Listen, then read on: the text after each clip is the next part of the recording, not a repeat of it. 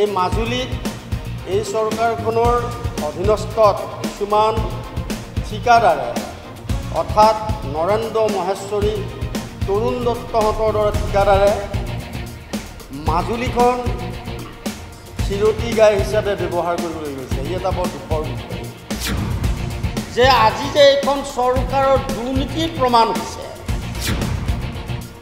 এই চৰকাৰখন যে ঠিকাদাৰৰ লগতে চৰকাৰী বিষয়াসকলৰ লগত এই চৰকাৰখন যে এটা সাংঘাতিক দুৰ্নীতিপৰায়ণ চৰকাৰ, তাৰ আজি আমি তথ্য আপোনালোকক প্ৰমাণ দিছোঁ।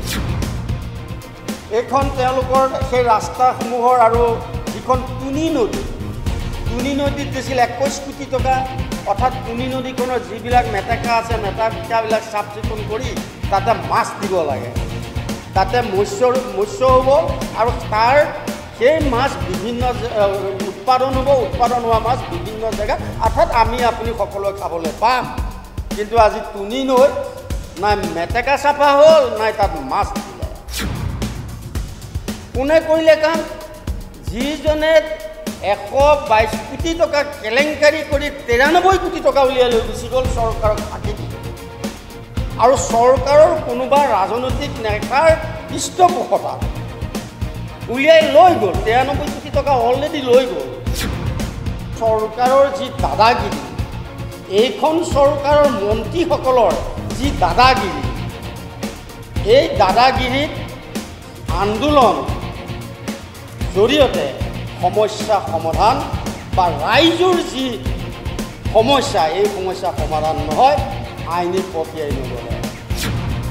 সেইকাৰণে আমি সিদ্ধান্ত কৰিছোঁ আৰু আপোনালোকক আজি সংবাদ মাধ্যমৰ জৰিয়তে জনাইছোঁ যে আমি অহা সপ্তাহৰ ভিতৰত আমি এই এটাইখিনিৰ বিৰুদ্ধে আমি গুৱাহাটী উচ্চ ন্যায়ালয়ত গোচৰ ৰুজু কৰাৰ ইতিমধ্যে আমি সিদ্ধান্ত গ্ৰহণ কৰিছোঁ।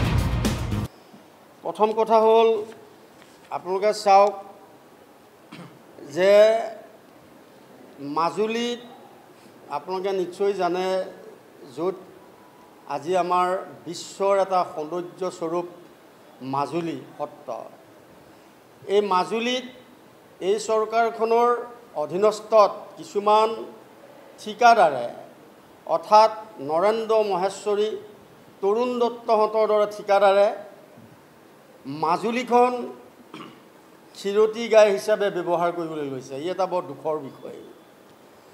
আপোনালোকে চাওক যে 2023-24 চনত তাতে মাজুলী বনগাঁও পথ আৰু মথাউৰি মানে গড়কাপ্তানি আৰু জলসম্পদ বিভাগ দুয়োটাই সমিলিতে এটা পথ নিৰ্মাণ কৰিব দিছিলে। তাত দিছিলে 122 কোটি 37 লাখ 60 হাজাৰ টকা।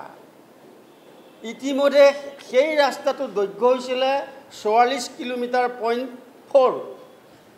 কিন্তু দুখৰ বিষয় যে সেই ৰাস্তাটো তেওঁলোকে যিবিলাক ছাইড ড্ৰেইন বনাব লাগিছিল ছাইড ড্ৰেইন নবনালে, তেওঁলোকে যিবিলাক তাৰ মানে কাষদি হৰ্টিকালচাৰ প্লেণ্টেশ্যন কৰিব লাগিছিল এইবিলাক নকৰিলে। তেনে বিভিন্ন ধৰণৰ তাত আখুৱা আমি দেখিবলৈ পালোঁ।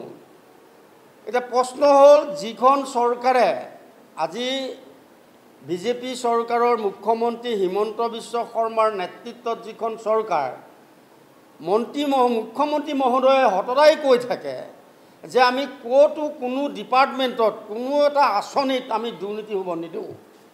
এতিয়া আপোনালোকক দেখাওঁ যে আজি যে এইখন চৰকাৰৰ দুৰ্নীতিৰ প্ৰমাণ হৈছে।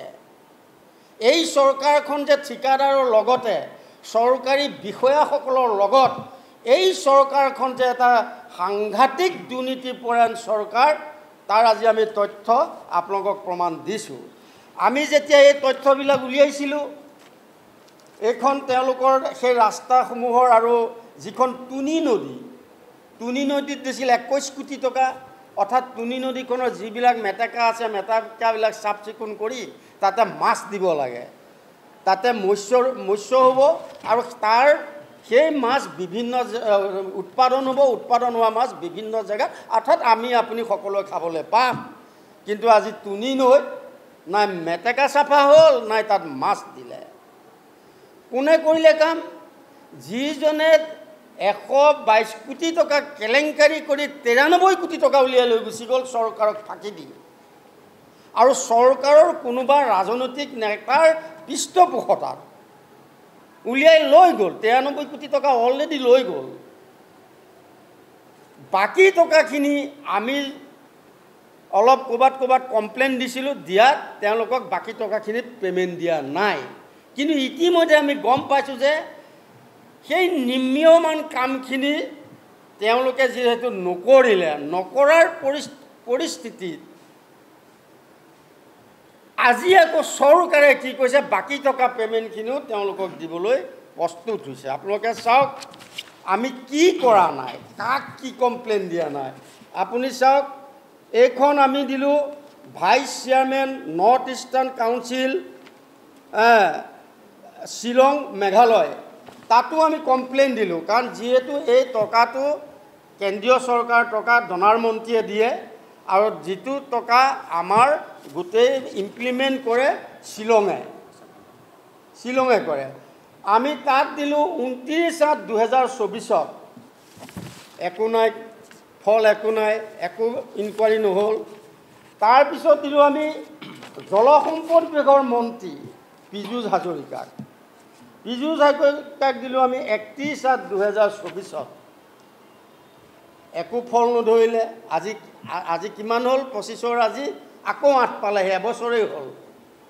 এবছৰটো আজিলৈকে এই গোটেই যিখিনি দুৰ্নীতি ভ্ৰষ্টাচাৰ হৈছিলে এই 44 কিলোমিটাৰ ৰাস্তাৰ ওপৰত, আৰু যি তুনি নৈখনৰ ওপৰত যি অত্যাচাৰ চলালে টকা খাই, তাৰ ওপৰত কোনো ধৰণৰ আজিলৈকে তদন্ত পীযুষ হাজৰিকাই কৰিবলৈ সাহস নকৰিলে।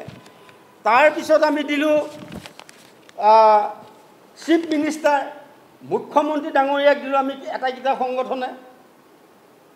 মুখ্যমন্ত্ৰীও আজিলৈকে তদন্ত দিয়াৰ কোনো ব্যৱস্থা গ্ৰহণ নকৰিলে। তাৰপিছত দিলোঁ আমি director of vigilance and anti corruption Assam Simantapur, anti কৰাপশ্যনত দিলোঁ। এইবিলাক চব ৰিচিপ্ট কপি। এণ্টি কৰাপশ্যনেও কোনো এটা আজিলৈকে ডিচিশ্যন নল'লে, তদন্ত কৰাৰ কোনো ব্যৱস্থা গ্ৰহণ নকৰিলে। তাৰপিছত দিলোঁ আমি chief secretary government of Assam, chief ছেক্ৰেটাৰীৰ পৰা আজিলৈকে কোনো তদন্ত কৰাৰ ব্যৱস্থা গ্ৰহণ নকৰিলে। তাৰপিছত দিলোঁ আমি দেশৰ প্ৰধানমন্ত্ৰী ডাঙৰীয়াক দিল্লীত গৈ আমি দিলোঁগৈ। দিল্লীত আমি নিজেই গ'লোঁ, নিজে গৈ দিল্লীত স্মাৰকপত্ৰ প্ৰদান কৰিলোঁ প্ৰাইম মিনিষ্টাৰ অফ ইণ্ডিয়া। আজিলৈকে কেন্দ্ৰীয় চৰকাৰৰ পৰা একো তদন্ত কৰাৰ ব্যৱস্থা গ্ৰহণ নকৰিলে, একো নকৰিলে আজি পৰ্যন্ত। তাৰপিছত আমি দিলোঁ দি কমিশ্যনাৰ গড়মূৰ মাজুলী ডিষ্ট্ৰিক্ট, মাজুলী জিলা আয়ুক্তক দিলোঁ। জিলা আয়ুক্তই আজিলৈকে কোনো তদন্ত কৰাৰ ব্যৱস্থা গ্ৰহণ নকৰিলে। তাৰপিছত দিলোঁ আমি secretary commissioner Assam public work department, তেওঁলোকেও আজিলৈকে কোনো ইনকুৱাৰী কৰাৰ ব্যৱস্থা গ্ৰহণ নকৰিলে। তাৰপিছত দিলোঁ আমি chief engineer water resource department, তেওঁলোকেও আজিলৈকে কোনো তদন্ত কৰাৰ ব্যৱস্থা গ্ৰহণ নকৰিলে। তাৰপিছত দিলোঁ আমি বিৰোধী, যিহেতু গৌৰৱ গগৈ বৰ্তমান চেণ্ট্ৰেলৰ, যিহেতু তেওঁ উপদলপতি, সাংসদৰ বৰ্তমান বিৰোধী দলৰ তেওঁ উপদলপতি, গতিকে উপদলপতি হিচাপে গৌৰৱ গগৈকো দিলোঁ। গৌৰৱ গগৈৰো ভূমিকা নাই, বিৰোধীৰো ভূমিকা নাই, যে ইমান এই যে মাজুলী এই কোটি কোটি টকাৰ যি তদন্ত কৰিব লাগে, তেওঁ পাৰ্লিয়ামেণ্টত একাষাৰ তেওঁ এই দুৰ্নীতিৰ ওপৰত একাষাৰ তেওঁ মাত দিবলৈ সাহস কৰিব নোৱাৰিলে। ইয়াৰ পিছত দিলোঁ আমি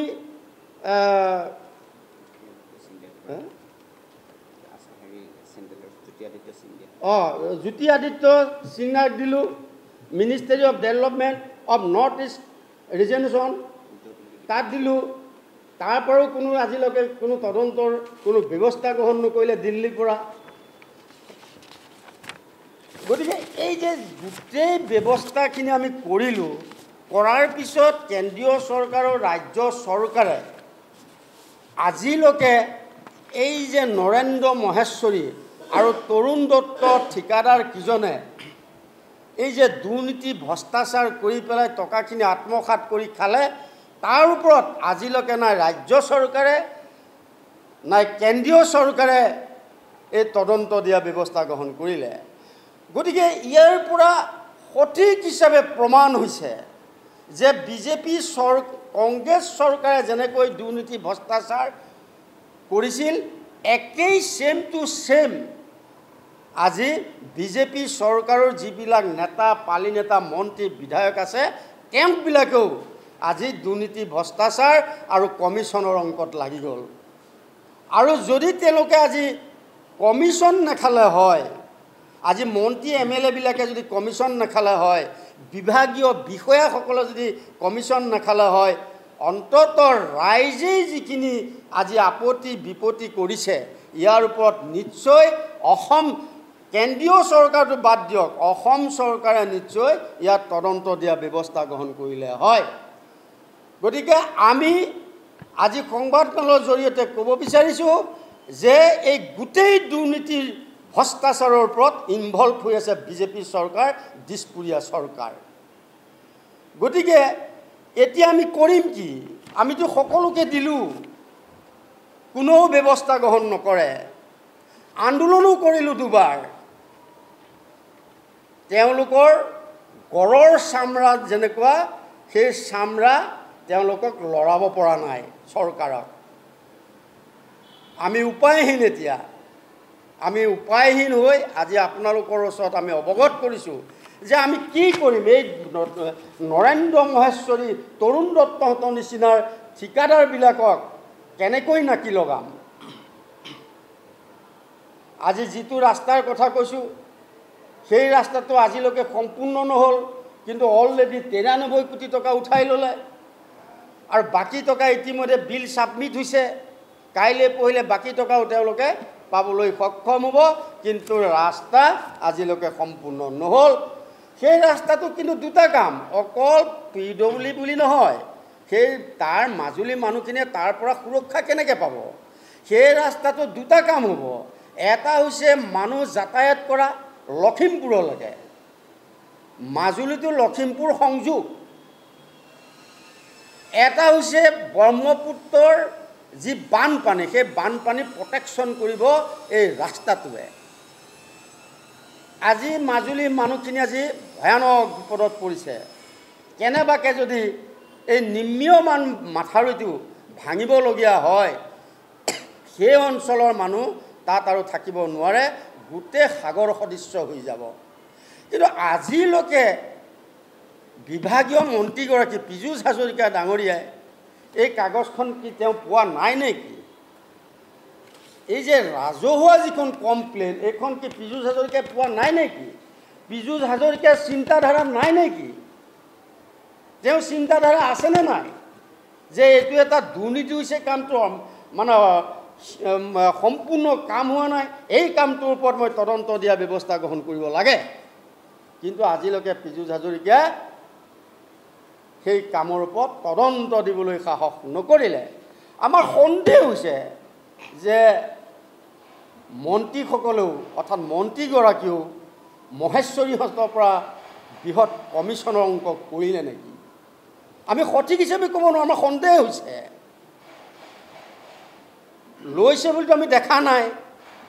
আমাৰ সন্দেহ হৈছে যে পীযুষ হাজৰিকা ডাঙৰীয়াও এই মহেশ্বৰীহঁতৰ নিচিনা দুৰ্নীতি ভ্ৰষ্টাচাৰ ঠিকাদাৰ পৰা কিবা কমিশ্যনৰ অংক হ'ল নেকি, যাৰ কাৰণে ৰাইজৰ স্বাৰ্থত আজিলৈকে তেওঁ তদন্ত দিবলৈ সাহস কৰা নাই। আমি জলসম্পদ বিভাগত 4 দিনকৈ গৈছোঁ চিফ ইঞ্জিনিয়াৰ তাত, যে এইটো এটা সাংঘাতিক ভয়ানক দুৰ্নীতি হৈছে, আপুনি তদন্ত দিয়ক, তদন্ত দি ইয়াত ব্যৱস্থা গ্ৰহণ কৰক। চিফ ইঞ্জিনিয়াৰে একো উত্তৰ নিদিলে, আজিলৈকে কোনো উত্তৰ নিদিলে। আপোনালোকে যদি মাজুলীলৈ যায়, মই দ্বিতীয়টো কথা কৈছোঁ যে মাজুলীলৈ যায়, যিখন তুনি নদী, সেই তুনি নদীখন এটা সময়ত এইটো এৰাসুতি বুলি কয়, সেইপিনেদি ব্ৰহ্মপুত্ৰ আছিলে। সেইপিনে ব্ৰহ্মপুত্ৰখন ছাইড ল'লত সেইপিনে এৰাসুতি তুনি নদী হিচাপে নদী হৈ থাকিলে। সেই তুনি নদীখন নিষ্কাশন কৰিবৰ কাৰণে আৰু নিষ্কাশন কৰি পেলাই তাত মাছ পোহাৰ কাৰণে 21 কোটি টকা অনুমোদন কৰিছিলে। আৰু সেই কামখিনিও দিছে আকৌ এইখন চৰকাৰে নৰেন্দ্ৰ মহেশ্বৰী, যিটো ঠিকাদাৰে কোটি কোটি টকা আত্মসাৎ কৰি খালে, আকৌ সেইটো ঠিকাদাৰকে বিজেপি চৰকাৰৰ মন্ত্ৰী বিধায়কসকলে আৰু ডিপাৰ্টমেণ্টে ৰঙা দলিচা পাই দিছে নৰেন্দ্ৰ মহেশ্বৰী। ইয়াতছে আৰু দুখৰ বিষয় হ'ব পাৰে নেকি? গতিকে এতিয়া আমি এটা কথা সিদ্ধান্ত কৰিছোঁ, যিহেতু চৰকাৰৰ পক্ষই এই ইমান সোপা অভিযোগ দিয়াৰ পিছতো, ৰাজহুৱা অভিযোগ দিয়াৰ পিছতো চৰকাৰে যিহেতু তদন্ত দিয়াৰ ব্যৱস্থা গ্ৰহণ নকৰিলে, আমি এটাই সিদ্ধান্ত লৈছোঁ আৰু সেইকাৰণে আজি আপোনালোকক আমন্ত্ৰণ জনাইছোঁ জনাবৰ কাৰণে যে আমি অহা সপ্তাহত এই গোটেই ডকুমেণ্টছবিলাক লৈ মহামান্য গুৱাহাটী উচ্চ ন্যায়ালয় আমি দ্বাৰস্থ হ'ব বিচাৰিছোঁ। তা আসামী কাক কৰিম আমি? কাৰণ আমি আসামী কৰিব লাগিব বিভাগীয় মন্ত্ৰী পীযুষ হাজৰিকাক, কাৰণ তেওঁক আমি অভিযোগ দিলোঁ, তেওঁ তদন্ত নকৰিলে। এতিয়া আমাৰ সন্দেহ হৈছে যে কমিশ্যনৰ অংক হৈছে। 2 নম্বৰত আমি আসামী কৰিম কাক? চিফ ইঞ্জিনিয়াৰ, জলসম্পদ বিভাগৰ চিফ ইঞ্জিনিয়াৰ আৰু PWD বিভাগৰ ৰুটছৰ চিফ ইঞ্জিনিয়াৰক। 3 নম্বৰত আমি আসামী কৰিম ৱাটাৰ ৰিচোৰ্চ এক্সিকিউটিভ ইঞ্জিনিয়াৰ আৰু PWD এক্সিকিউটিভ ইঞ্জিনিয়াৰ। 4 নম্বৰত আমি আসামী কৰিম Majuli SDO, PWD and water resource. আৰু আমি আসামী কৰিম, যিহেতু আমি কমিশ্যনাৰক দিছিলোঁ, যিহেতু আমি ৱাটাৰ ৰিচোৰ্চ কমিশ্যনাৰক দিছোঁ, গতিকে ৱাটাৰ ৰিচোৰ্চ কমিশ্যনাৰকো আমি আসামী কৰি আমি এখন ৰিট পিটিশ্যন কৰাৰ ইতিমধ্যে আমি সিদ্ধান্ত কৰিছোঁ গুৱাহাটী উচ্চ ন্যায়ালয়ত। কাৰণ তাৰ বাহিৰে, কাৰণ এইখন চৰকাৰৰ যি দাদাগিৰি, এইখন চৰকাৰৰ মন্ত্ৰীসকলৰ যি দাদাগিৰি, এই দাদাগিৰিত আন্দোলন জৰিয়তে সমস্যা সমাধান বা ৰাইজৰ যি সমস্যা, এই সমস্যা সমাধান নহয় আইনী প্ৰক্ৰিয়াই নগ'লে। সেইকাৰণে আমি সিদ্ধান্ত কৰিছোঁ আৰু আপোনালোকক আজি সংবাদ মাধ্যমৰ জৰিয়তে জনাইছোঁ যে আমি অহা সপ্তাহৰ ভিতৰত আমি এই এটাইখিনিৰ বিৰুদ্ধে আমি গুৱাহাটী উচ্চ ন্যায়ালয়ত গোচৰ ৰুজু কৰাৰ ইতিমধ্যে আমি সিদ্ধান্ত গ্ৰহণ কৰিছোঁ। কিবা সুধিবনে? আমিতো জানেই আমি মেনেজ নহওঁ, আপোনালোকে গমেই পায় যে প্ৰদীপ কলিতা কিমান সহজতে মেনেজ কৰিব নোৱাৰে। আৰু আপোনালোকে গমেই পায় যে প্ৰদীপ কলিতাৰ গোচৰত ইতিমধ্যে বহু ডিপাৰ্টমেণ্টৰ মানুহ জেলত যাবলগীয়া হৈছে, কৃষি বিভাগৰ পৰা আদি কৰি। গতিকে কেতিয়াবা কোনোবাই যদি কাৰোবাক কৈছে সেই কথা আমি অৱগত নহয়, আৰু তেওঁলোকে আজিলৈকে আমাৰ লগত কোনো যোগাযোগো কৰা নাই। আমাৰ কৰ্তব্য যি আমি কৰি গৈ আছোঁ। আৰু শেষত যিহেতু চৰকাৰ, কেন্দ্ৰীয় চৰকাৰ, ৰাজ্য চৰকাৰে যিহেতু এই গোটেই দুৰ্নীতিখিনিৰ ওপৰত কোনো তদন্ত দিয়া ব্যৱস্থা গ্ৰহণ নকৰিলে, শেষত আমি সিদ্ধান্ত কৰিছোঁ যে আমি আইনী প্ৰক্ৰিয়াই নগ'লে আমি বা ৰাইজে ইয়াৰ সুফল নাপায়, সেইটো আমি শেষত সিদ্ধান্ত লৈছোঁ।